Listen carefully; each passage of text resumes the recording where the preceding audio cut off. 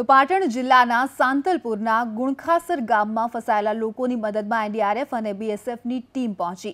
ભારે વરસાદને કારણે ગુણખાસર ગામમાં 85 પરિવારના લોકો ફસાયા, ત્યારે આ લોકોની મદદ કરવા માટે એનડીઆરએફ અને બીએસએફના જવાનો ટ્રેક્ટર ગામમાં પહોંચ્યા અને ટ્રેક્ટરથી બચાવ કામગીરી શરૂ કરવામાં આવી।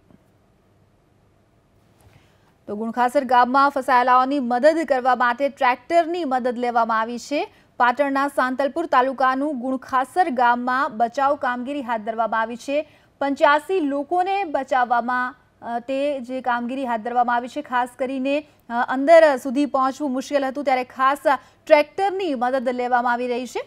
એનડીઆરએફની ટીમ અને બીએસએફની જે ટીમ છે તે લોકોને રેસ્ક્યુ કરવા માટે પહોંચી ચૂકી છે અને લોકોને જે રીતે મદદ કરવામાં આવી રહી છે। 85 જેટલા લોકો ફસાયા છે। દ્રશ્યોમાં જોઈ શકાય છે કે સામાન્ય વાહનો છે તે પહોંચવા મુશ્કેલ છે, ત્યારે ટ્રેક્ટરની મદદ લેવામાં આવી રહી છે।